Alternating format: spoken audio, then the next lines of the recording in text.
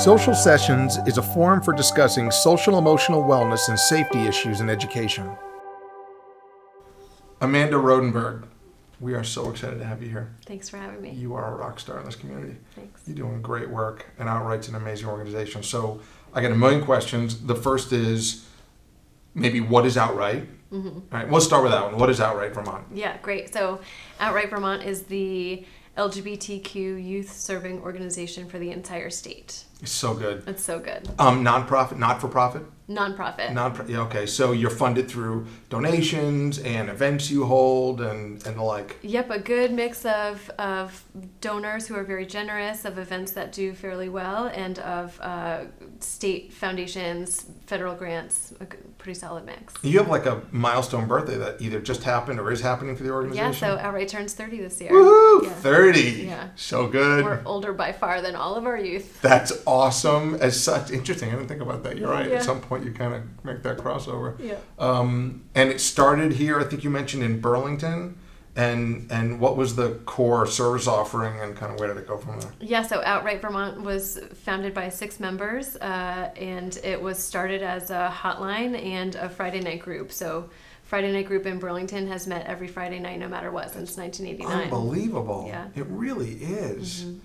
Unbelievable. And are any of the, like the first group of youth that were part of it, is there a legacy in terms of relationships? Do you have folks that have been working with the organization for years and was a part of it as a youth and now work with it as a volunteer or staff? Or? Yeah, it's actually, the Outright family is really far-reaching in really lovely and surprising ways. So Representative Bill Lippert was one of our founders. I love Bill. He's still a volunteer with us. He's unbelievable. We work with him frequently. Keith Goslant was one of our founders. He's also in Keith, the community. Keith used to teach for me when I ran the police academy training programs. I would bring Keith in to talk about LGBTQ issues in the community and help educate law enforcement. Yep. And we will tell stories when we're not on air about the things that Keith would bring. I'll just say this, the things that Keith would bring to the police academy with him to show the police academy recruits would turn them all shades of red and purple, which I thought was the best thing ever. So a growing opportunity. Oh my gosh, one of my favorite people. The Outright Youth alum that comes to top of mind is DJ Craig Mitchell. Oh, sure. So good. Yeah. So this, and by now, the organization's alumnus, or alumni, whatever the way you say that, must be all over the country. I mean, you must have gone far and wide, if not the world. I mean, just a lot of people have come through the organization. Yeah. And you're more than Burlington now. You're meeting all over the state. Yeah, so Friday Night Group has programs that meet in Burlington still, Montpelier, Morrisville, Brattleboro, and we just started in Middlebury. Yep. That's amazing. That's awesome. You're doing really good stuff. Yeah. Okay, so I have to ask you, I heard this term, and I need to understand what it means because, as I've said to you before, and we'll say again, I hope you'll take full license to correct me in any way that I say. What is a rainbow sheep? I think that's the best. I think it evokes an image that I love. I just like, what's a rainbow sheep? Well, it's a joke for me in that I come from a fairly large family. I've got sisters, I've got a younger stepbrother, and in my mom's extended family and my dad's extended family, I am the only one, so I am the rainbow sheep of the family. You are the Now, you are the only one who has maybe come out or come forward, yes, that's right? True, Exactly. Yeah. That's the other rainbow Just sheep. paving the way for the rest of them. I think that's awesome. I really think that's a funny way to characterize that. That's good, rainbow sheep. You make me think as I'm reflecting on your comments that something I just watched the documentary on Dr. Ruth Westheimer on Hulu. There's a Hulu documentary on Ruth Westheimer. It was fascinating. She was an Israeli army sniper at one point in her career. I just turned sexual health educator. Unbelievable. That was a whole one of the things that she was quoted as saying in the documentary, but of course she said it a million times, is that there is no normal, everyone's normal, right? So what it makes me reflect on in terms of what you're saying is that the systems have put artificial pressure, or real pressure, in creating artificial constraints in the sense of it's not the youth that are members or identify as being members of the LGBTQ community that have to figure out how to be in the world in a way that they can be accepted, but they are normal. It's the constraints of the systems around them that isn't normal. Yes. If you are going to the doctors and they hand you a form to fill out, an intake form you've never been before, and they say male or female, and you're a non-binary trans kid, that's an experience of stress. And you're instantly isolated. You're instantly isolated. You instantly don't know what will happen if you tell your healthcare provider who you actually are, how they're going to respond to that. You don't know if they're going to connect you to gender affirming services or if they're going to misgender you and use your legal name through the entire visit, right? Like, so there's a level of risk involved. Everything is stress. Everything is stressful. Everything is stressful. And so then you self-medicate, you self-harm, It's like you don't feel get a break. isolated. No. And so the Friday night groups allow a place where you can come and get a break. You can get a break. While you're trying to figure out how to be who you are in a place which you're normal and everything around you isn't normal. And you are talking to youth who have gone through similar things or are going through similar things. Sure. You can learn who their doctor is, if it's been a good or bad experience for them. You can hear that there is advocacy you can do in your school to make the teachers respond to your preferred name instead of your legal name, right? Sure. So there's all these points of connection and activism that happen within this tiny group. It's really special. Unbelievable. Yeah. Man, it's a great organization. One of the things that I've come to appreciate about the work you're doing and have done is this idea that you're working with, individual youth, meeting them where they are in their journey and as they try and navigate the complexities of the world around them in light of its acceptance of them. You mentioned something around the idea of minority stress theory. It just would love to understand that better. I'm sure there are, school leaders all over the country who are going to want to understand what that is and then maybe how it affects them and their understanding of supporting the students in their community that identify with the LGBTQ. Yeah, so the original study was done looking at the experiences of bisexual and gay men. And what the study found was that these men who are navigating the world with a marginalized identity, with a minority identity, were disproportionately likely to experience chronic stress, which led to a whole host of risk behaviors and outcomes, including experiences of chronic stress, self-medication, substance use, an increase in smoking that we see in the LGBT community. And so it really helps speak to the way that the inherent outcomes, that the outcomes that we're seeing in the LGBT community are not inherent to identity, that it's inherent to the way that you are forced to navigate a world that tells you that you're bad or wrong or off or other. And so I see that play out in the experiences of youth when I hear from parents who say things like, well, I won't let my kid be trans because there's a really high rate of suicide in that community. They won't let them, right. And that's not how that works. No. Just to be clear to everyone watching this, that is not how that works. Right. And what I can hear in that is concern for the safety of your kid, and we can build from that. I'm on board. And what that serves to do when you try to force a kid to be someone who they're not, the work of Dr. Caitlin Ryan and the Family Acceptance Project demonstrates clearly that high rates of family rejection can increase a youth's risk of experiencing suicide over their lifetime up to 8 times more than youth who experience even very low level of rejection because it's so isolating and harmful.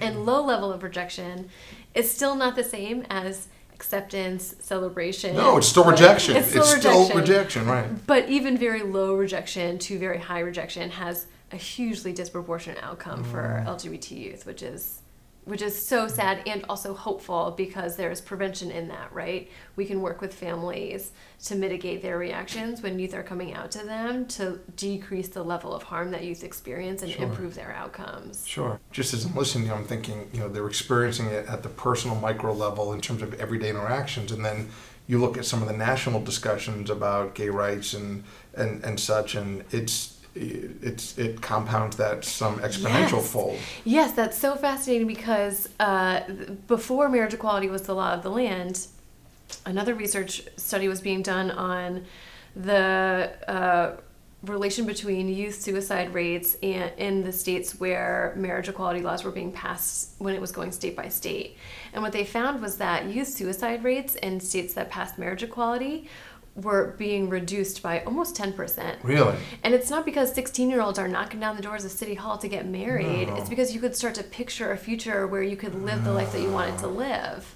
And so even the impact of macro level policy and decision making has a huge impact on the direct lived experiences Sure. of very young people. Sure. And the way you say that, I think it opened up additional thinking for me, this idea that they could see a future for themselves. Yes. One supported in the community, in the workplace, with the laws and the, and I know from my own experience with members of my own family, the struggles they had with the lack of that equality and what that did around rights to health care, rights to survivorship, rights to medical issues, right? I mean, it was a mess in every way, shape, and form. And so I think, I like the way you said that, a future that they could see themselves in. So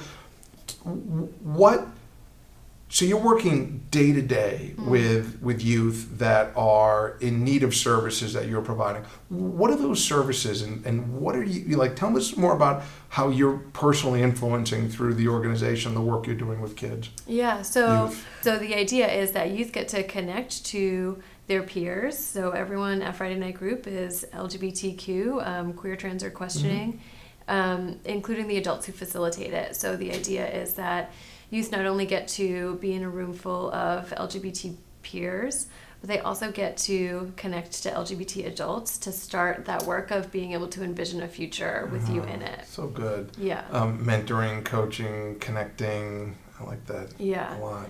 So that's our flagship program, and since then we've grown into a really robust set of services. So we look at a few spheres for intervention. One is connecting youth to a sense of authentic self, and that is built through peer connection, through exploration, through being celebrated in their identity. Yeah. We are the place that youth come to try out their new name. So they'll sit in Friday Night Group and say, I'm using this name now. Everyone calls me this, and everyone just does it. And that happens in very few spaces in their lives. It's got to be so emotional. It's so like good. I'm sitting here thinking as you're talking, I'm getting emotional about it. I mean, it's got to be an incredible experience for someone who's struggling to find a place in the world and who hasn't felt accepted, to be able to walk into this organization and be with people who take them for who they are and take that stress off their shoulders for that period of time. It's got to be incredible. It's incredible. Maybe I can work with you. I think maybe I'm going to, I don't know, maybe I got to see if you get a part-time job or a full-time job for me. We're going to be hiring, Yeah, it's good. So what else? So there are other things, yeah. Yep, so we run a week-long residential summer camp called Camp Outright that we're planning for now. It's going to happen in August. We bring about 70 youth for this week of programming, and it's a mixture of a traditional summer camp experience with a queer and rainbow twist. So we have everything from like swim time and archery and cabins with no electricity or heat to classic Vermont kind of camping experiences. But we throw in some drag 101, queer history. So the Friday night talent show is a little different. Yeah, exactly. That's the best. The model stand. Right. So it's a really, really special week, and it's exactly what you're saying. Where in the rest of their world, youth often have to mute their authentic selves in order to make the people around them accept them or more comfortable, or to steer away from experiences of violence or harm. And so when they come to Camp Outright, they're 150% themselves, because here's a space where you can change your name and pronouns every day, and we don't care, we'll roll with it. And so for them to be able to have that exploration and the space to really dig into who they want to be and how they want to navigate the world with the support of the community is special. As I'm listening to you, I'm thinking to myself, trying to empathize how exhausting it has to be every day to live your life not who you think you are, who you are, so that you can satisfy someone else. Yes. And it's survival in every way, shape, and form. Yes. It could be both physical survival as well as emotional and mental. Yes, and even economic, because in many states in this country, you can still be fired for being LGBTQ. And so if you think about, and the largest employer in the country has just been directed not to accept trans members into the military service. And so if I'm thinking about how to impact change and help youth envision a future, I'm going to need policies to help me get on board with that. It feels like it could be overwhelming.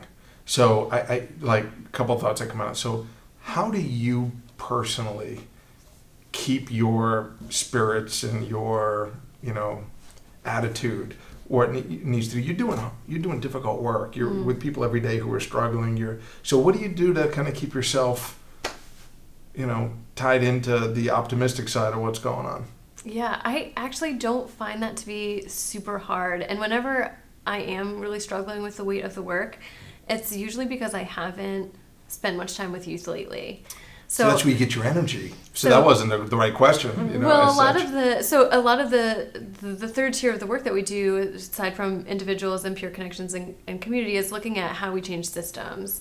And so we do a lot of professional development work in schools. We're working with a lot of state partners to help help them create systems that are more supportive of LGBT youth. So you're going from, that's one of the things I wanted to ask you, is that the individual experiences that you are working with and you are shaping and understanding and supporting translate into larger or illustrate larger systemic issues. Yes. So what does that look like? Tell us more about what that link is and how the organization and how the work you're doing is helping to, tackle that. Like what do we want to learn from that? Yeah, so one place, the direct correlation I can look at is I was working with a lot of youth who were involved with the Department for Children and Families and the foster care system. So we know nationwide that homeless and runaway youth, 40% of them are likely to be LGBTQ, which is a disproportionately a huge rate for that community. Staggeringly so. And so they're also disproportionately likely to be involved with family services of some kind. And so I was working with youth who had case managers, who were in foster care, who were looking at adoption, and that system wasn't quite sure how to support LGBT youth. So residential services would be licensed to work with males or females. And so trans youth were being housed with people who didn't share their gender identity and were being misgendered within their own supportive programs that were supposed to be supportive. That's a problem. It's a problem. On many levels. They had case managers navigating internal systems that needed their legal name and biological marker, and so every time you got a new case manager, you'd have to come out again if you felt safe doing that and re-explain it and navigate that again. Multiple potential victimizations in that experience. Or you just give up because you don't want to have to do that again with another person and you're not sure how they're going to react, and maybe your experience will be detrimental to your overall wellness because you need them to know what's going on with your foster family, but you can't come out to them because they might not listen to you about what's happening after that. So you don't feel safe. So I started work with the Department for Children and Families to help them create a policy to direct the workforce for how to support LGBT youth. It's called Policy 76. We're about 2 years in now. And it served a few functions. It helped direct residential programs that they could in fact support youth based on their gender identity and not their sex assigned at birth, which was a huge shift. Big. It directed a workforce that not allowing youth to access gender affirming medical care was not a neutral option, that the experience of rejection and harm was so increased if that kind of service was denied that it actually was causing more harm. And so in the spirit of serving youth, they stopped telling youth that they needed to wait until they aged out of the program, that they could start looking at who your medical provider could be and what sort of services you could access from them in a more holistic way, which was really important. Wow. And it also gave directives for incorporating a preferred name and pronoun within the system and including in case notes and in court documents and this part is really important, with youth direction. So we require case managers to talk to youth about who they are, what name they want to be referred to as, and who that's safe to do with. So if you're a kid who is trans and you want your case manager to use a new name for you, the case manager needs to assess with you whether that happens just here in this office between us, whether you want that reflected in your case notes and who might see those, whether you want that in the court documents where your bio family might see it and whether or not it's safe for that to happen. And so youth get to be in the driver's seat of their own information in a way that's really new and awesome. And they get to feel they have some control. Yeah. In a world where they may not always feel like they have a lot of control. Yeah.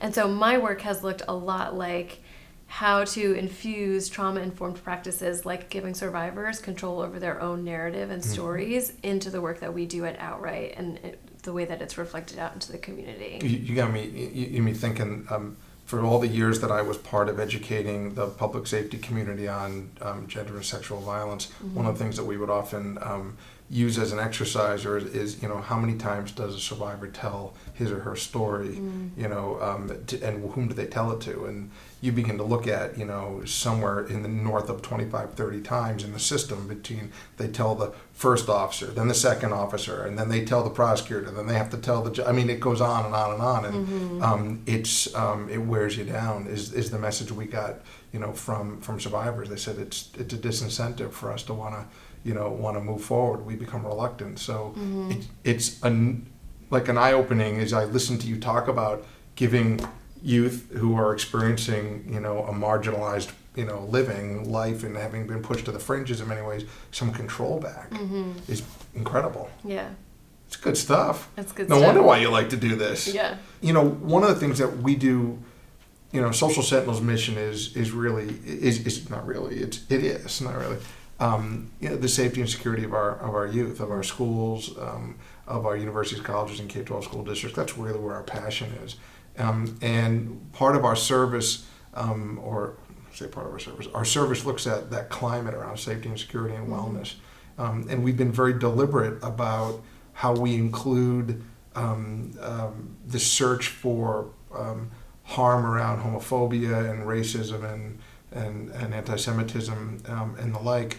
You've got me thinking deeply about, are we doing enough in the way we construct our library and what we're looking for and how we're doing it? Because given what you've said and what you've educated me on, if the LGBTQ community is that much more at risk, then statistically they would be showing up in our service, as potential indicators of their own harm as such, more than maybe any other group would. And you got me thinking about, I think I may have a part-time job for you. You may not want another part-time job, but I think you've just got me thinking about what that looks like.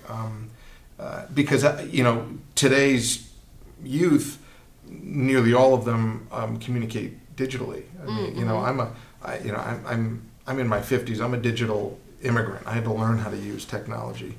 Our kids, my teenage children are digital natives. That's seamless, yeah. all they know. Yeah. And what I often find when I'm talking to other folks, maybe my age or older, is that they don't always connect with, well, why would someone post something like that? Well, because it's an extension of your brain if you only know digital conversations, yeah. right? Pictures are, it never happens. Right, absolutely. So a lot of thinking around that being the case, then a lot of that leakage of harm is going to disproportionately come from members of the LGBT community. And are we doing enough to understand that? Yeah. I guess that's part of why you're here, but just in the conversation. When I approached the work with DCF, one of the first sort of opening conversations that we had before the policy was, even thought of, one person said, well, I don't know why we're undertaking this kind of work. We don't even know that we have that many of these kind of youth. This was somebody not connected with the organization. Not with Outright. Right. Yeah. Who really? And so, but that's the understanding that folks have, and it's true too that I've heard similar remarks from school-based personnel. So, a parent called very upset because the school that their kid was in had done a health unit. The only time LGBT identity had come up was in the HIV/AIDS unit, and when the parent said that's really messed up, the teacher responded, "Well, we don't really have that problem here." And so... Oh, there's a whole bunch of things wrong with that statement. So First of all, things. it's not a problem. Second of all, guess what? It's actually here. And if youth think that is going to be the response from the adults around them, why are they going to Of course they're not going to tell Say you. a word. Of course that's why you don't know that you have youth here, because you have that attitude and they're not going to tell you. And then so you end up so then you end up, that's the other part of your job. So when it looks, as I think I understand it, when you're looking at the youth, it's the intellectual, physical, emotional support that gives them a safe place to be who they are, needs to be. And then when it comes to the rest of the community, it's that it's that conversation about, can I respectfully help you understand where you may be wrong? And sometimes I'm guessing you're doing it right in their face, and other times you have to be a little more diplomatic about it, right, to get that point across. But that's got to be exhausting as well. That's a chipping away at something that's overwhelming. Yeah. And I found that the most impactful times we're able to do that is when we can be the conduit for youth to say directly to the adults who are impacting their lives. And so how can we, oftentimes we create panels or opportunities for youth to take the lead in some of the education work. Yeah. So they hear directly from the youth. Yes. That's powerful. We have a really awesome program called Leadership Day, where we take, this year is about 110 youth and faculty advisors to the State House. We have a whole day of learning how to advocate. They testify in committee hearings. They do a Q&A with a panel of out legislators on the Hill. It's really, really awesome. Wow. And one thing that we've seen is that, legislators show up in droves to hear directly from youth. And so one year, years ago now, our youth were like, it's really hard for us to use public restrooms, and that is a problem. It causes a lot of harm. Fast forward, I think it passed 2, maybe 3 years ago now, the legislature was able to hear that, create legislation. Representative Bill Lipper was instrumental in it. So with his help and with direct communication from outright youth, they were able to pass a law that said public restrooms need to be accommodations for everybody, and if you have a single-use restroom, it has to be ungendered. That's awesome. Yeah. I remember when the university went through the process in the buildings, and I was the chief of police at the time, and we were moving through, and I remember both the swell of advocacy and yes, and then I remember the swell of what? We're not doing that, right? And again, I was acutely aware of how isolating those conversations must have been for the members of the LGBTQ community who were like, here we go again, right? I mean, just here we go again. Yeah. But it's pretty amazing. Yeah, Vermont, we've done some good stuff in this state, haven't we? Good stuff, yeah. I know, it's good, right? It's good. What is there about the work you're doing and the efforts underway that I haven't asked you about that you really want to make sure that people know? Because there's folks all over the country who are going to be watching this who are going to be asking themselves, are we doing enough? Are we stepping up to the right ways? Are we, what do we want to make sure that they hear from you? Yeah. The thing I've seen be most impactful for the experience of harm that youth are facing is the presence of one supportive adult. So one supportive adult in a youth's life can drastically decrease their likelihood of suicidal ideation, can give them a person to go to if they're experiencing harm in their relationship, can give them someone to talk to if they don't have the right resources around healthy sexuality, gives them a person. And so when I think about the authentic connections I've had with adults as a young person, they were so much based around the adult being curious about what was going on with me, about hearing what I was saying without immediately offering advice from, a very adulty on high perspective, but really just being present with my experience and then being able to offer resources or opportunities that reflected what I was saying. And so that is the work that I try to carry through with youth. I'm listening to the things that they're telling me. I'm reflecting that back. So if a youth wants to talk to me about their girlfriend, I'll talk about their girlfriend with them as long as they want to. But I don't make the leap from, you told me you have a girlfriend, so therefore you are a lesbian, right? Like It's not that dichotomous. It's not that dichotomous. Much more complex than that. Right. And so I'm listening very carefully to exactly what they are saying, and then I'm reflecting that back to them to show that I'm listening, right? These are advocate tricks that the anti-violence movement has incorporated for decades that adults just need to get on board with. It's the right thing to do, yeah. I hope that the adults in your life that you point to that you're clearly emulating. Like I get the sense that you had some good experiences with people who listened, or at least experiences that taught you the way to do it, the way that it needed to be done. And it looks like you're passing that on, which I think is meaningful. Like I hope those adults, I hope they're watching. I hope whoever you are, you're watching this conversation, because this is really good. You did good, right? And I hope that all the kids, the youth, not kids, I gotta correct myself there, that are watching just appreciate how thoughtful you are as to what that looks like. I get asked all the time, what's the, I've been working in school safety for a long time, whether it was the chief at the university, chief of police, or whether it was the consulting I did in this company and the former company. And I get asked all the time, what's the key to a safe school? And I always say it's not the alligators and the moats and the door locks and all that stuff is yeah, okay, if you need it. It's every youth knowing there's one adult in the school who will listen to them and is there for them. Yes. That's it. That's the secret to doing it right. There was a study, I'm not going to remember the exact specifics around it, but it was a story that's really stuck with me in the approach I take with youth. I think it was a school in Texas, did an exercise in there with their entire staff and administration, where they put all of the names of the kids up on the wall.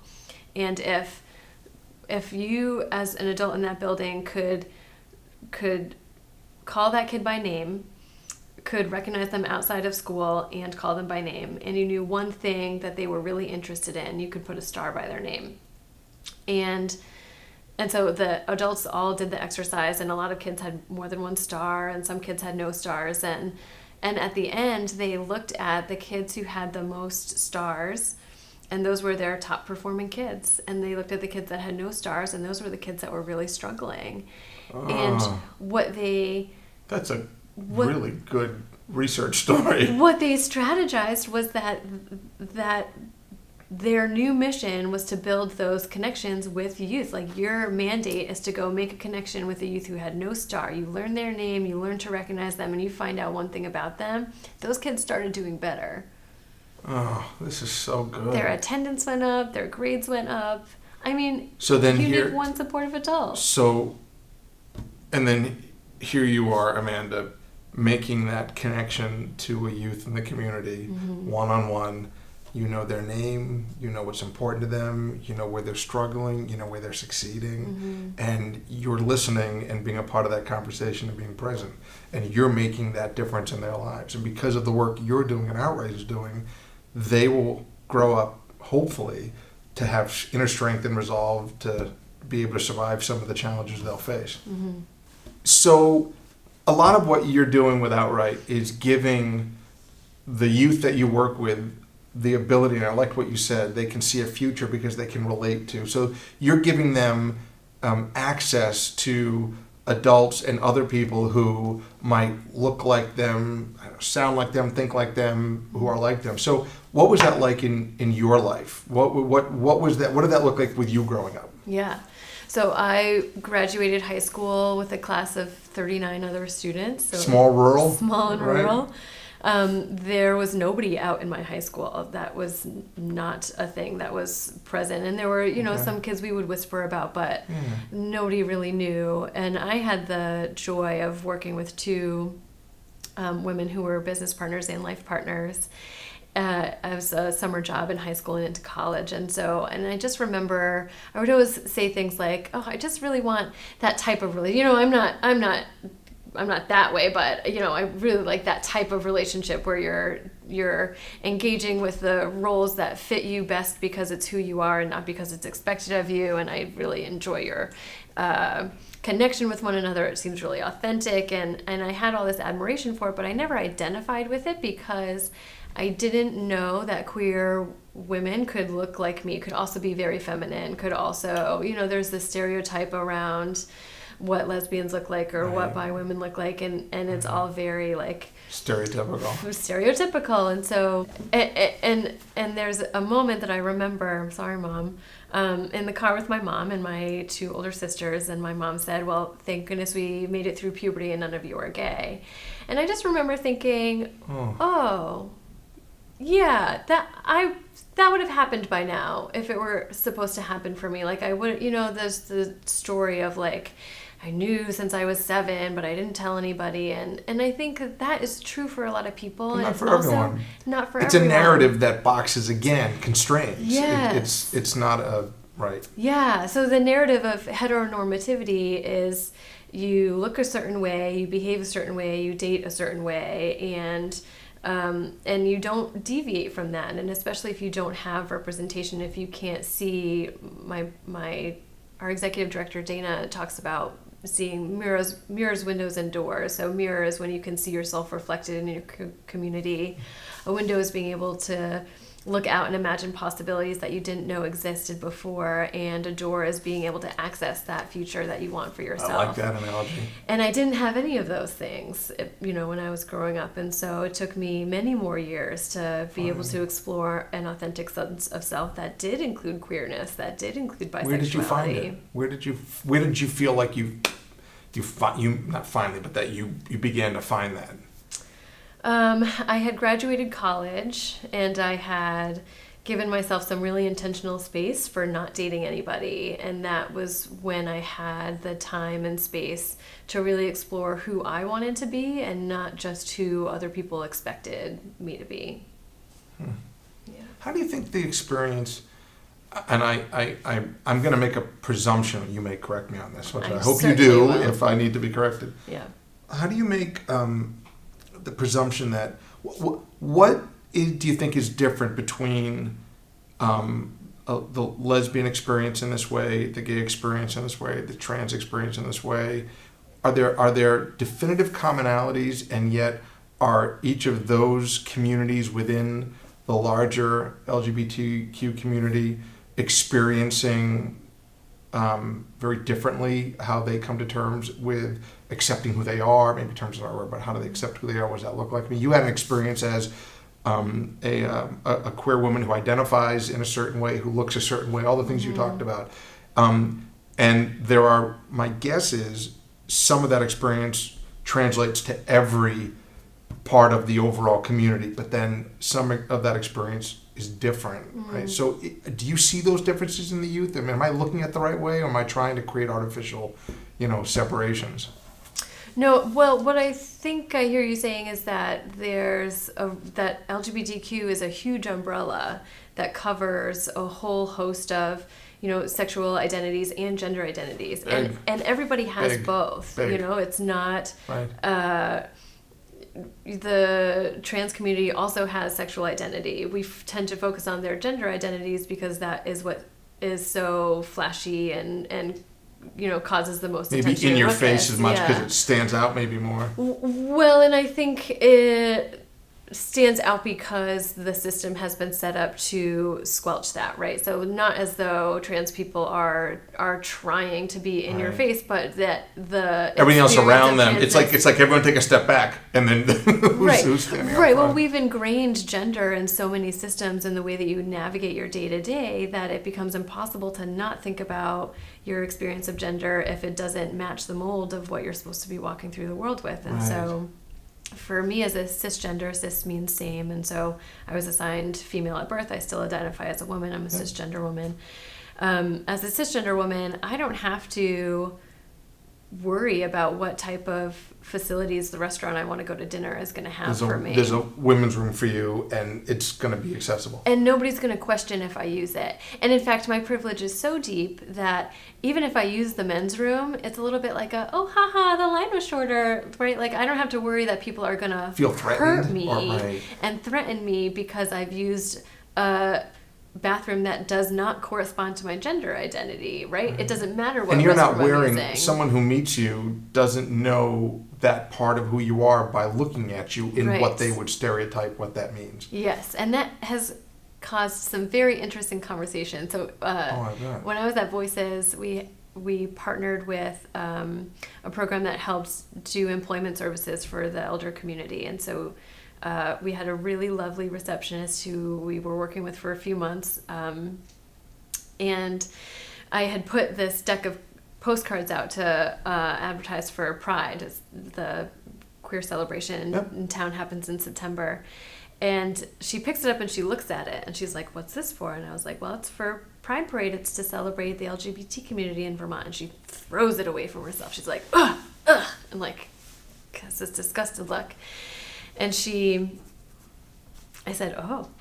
Well, here's an opportunity. You thought, well, here we go. This is going to be a great opportunity. We're going to talk about that. And it was twofold, right? She was the receptionist for an organization that serves all survivors. And so my first comment was, That's not listen, okay. Right.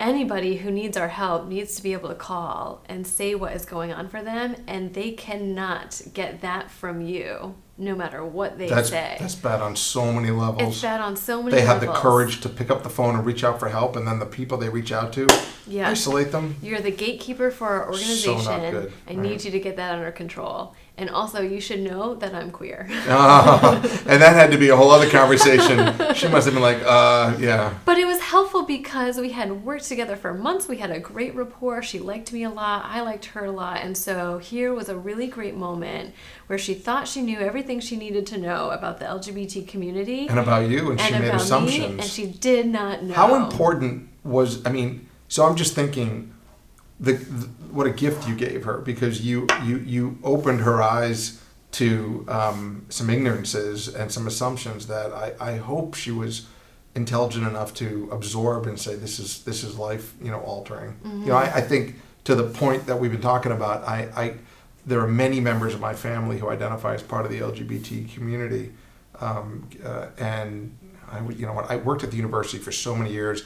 It was LGBTQA. It went through much. So I kind of, whenever I'm saying it, I'm hitting like 6 different places at once to get it the way I think it needs to be. So the LGBTQ community, and they didn't, and they don't to this day meet the stereotype.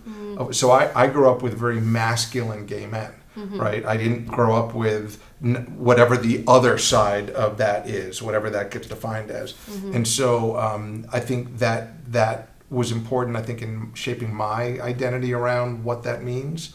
And I think having the opportunity to be able to look at you and have a conversation with you and have you say, I have privilege, when there are other members of that larger community that don't have that privilege, and it's got to be painful. Mm-hmm. Every day, even more so. Mm-hmm. You can I'm a large white male. I can navigate all kinds of scenarios, and it's not, I can be stomping on all kinds of issues that I'm not aware of as a result. Mm-hmm. This is very powerful stuff you're doing. Mm. It made me also think of, when I was doing a lot of work in helping, in part around sexual and gender violence, we would talk to both, men and women in a room talking about the experiences, and I would ask the men in the room, how many times a day do they think about their personal safety? Now, I'm asking men who I presume, given the setting we've set, are hetero men, right, who don't identify as being now. Very realistic that a large part of that population may have identified with the LGBTQ community, and the men in the room, when I would ask, how many of you think, almost not. No one's thinking about it. Then I would ask the women in the room, how many times a day do you think about your personal safety? And it was when I get up in the morning, when I walk into the bathroom, when I brush my teeth, when I'm thinking about who's at the door, when I'm thinking, it's exhausting. Mm-hmm. And as I listen to you, I layer on top of that the safety around being a part of the LGBTQ community. What does that look like? Right. And the analysis that the community so often has to do around emotional safety versus physical safety. My emotional safety might mean dressing the way that I want to dress when I go to school, and that might impact my physical safety when others perceive that the things that I want to wear don't match the sex I was assigned at birth. And so how do we help youth navigate, how do we help recreate a world that has been set up to cause them harm so that they can go about their lives? They can be who they are. Yeah. About 20 years ago, an FBI researcher agent, I actually don't know what she did at the Bureau then, she may have been an agent, did the primary research on what's called leakage. Mm-hmm. The idea that when you started with youth, it was school focused, kids, it's now everyone, but youth talk about doing bad things before they do it. And it's called leakage. It was the idea that, a note found or a comment made or, a journal entry about self-harm or harm against others. And one of the things that well, the reason Social Sentinel exists is because we try to identify the leakage, before it turns into, evidence of something having happened, in a preventative model. And one of the things you've got me thinking a lot about is, we have put effort into understanding homophobia and anti-Semitism and racism, but let's talk about homophobia. And is homophobia a term that encompasses the trans community as well? Transphobia. Yeah, it's transphobia, because I knew it doesn't. Yeah. All right, so it's homophobia and transphobia, Yeah. right? I'm going to make a note of that because I want to make sure we're using the right language on that. That we're doing enough in the homophobia and transphobia in terms of how our system identifies, but I'm thinking maybe we're not doing enough. I mean, maybe I think there's probably always more to be doing. Yeah. And we're out looking for the leakage. And what I hear you saying is we want to support the community, the LGBTQ community, so that that indication of or the prevalence of them harming themselves, we can deal with that. And we're a company looking for signs of that. It's like we're... Yeah. And it's so funny to, as I hear you sort of list them out, and we do it all the time, racism, sexism.